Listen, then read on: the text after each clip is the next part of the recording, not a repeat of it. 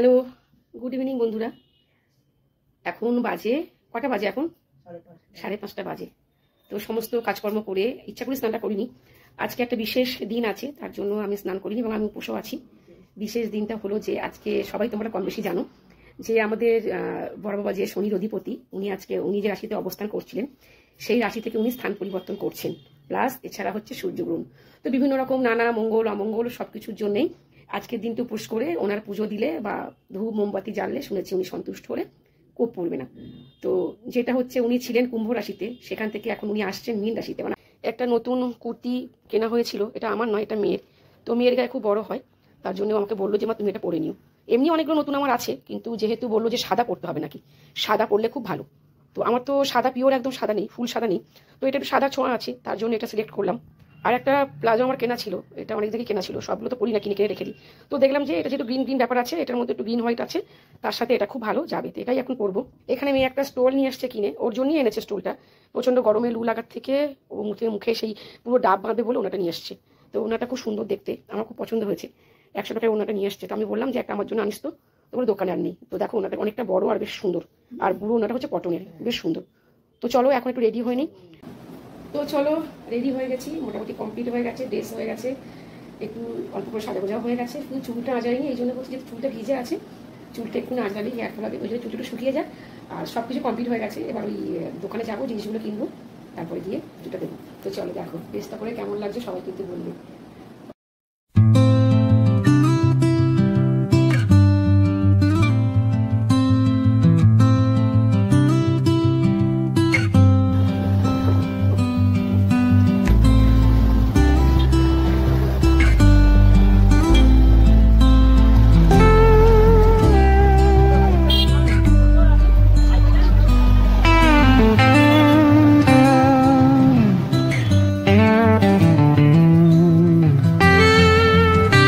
তিল আর সর্ষে দেবে অল্প করে আমাকে, ঠিক আছে?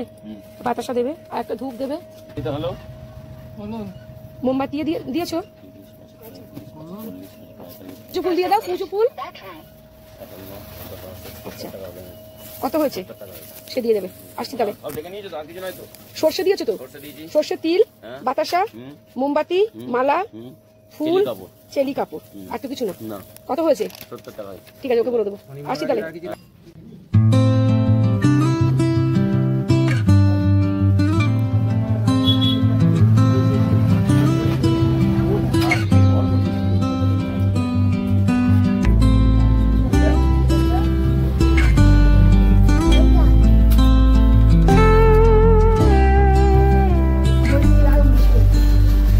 ফিরে এসছি, পুজো ভালোই হয়েছে, পুষ্পাঞ্জলি হয়েছে, মন্দিরে প্রচুর ভিড় হয়েছিল।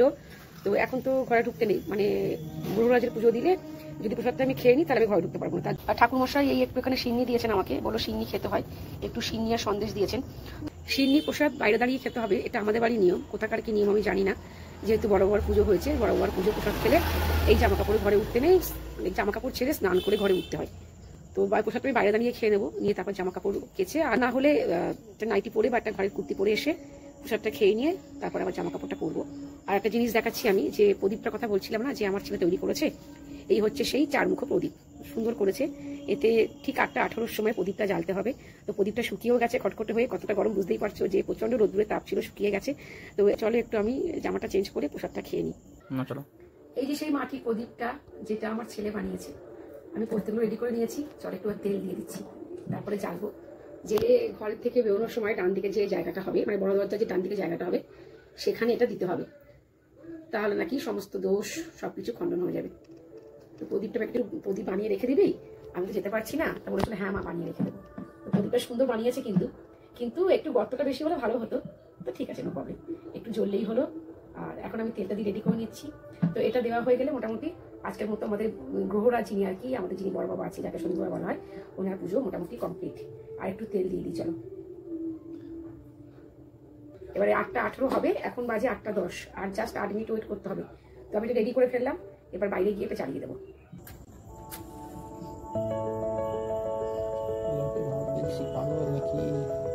বুদ্ধিমত্তা নষ্ট করলাম না, থাকলো, যারা একবার জানতে পারবে তোমার তো বেশি বুদ্ধি মনে হয় না। মুশকিল হচ্ছে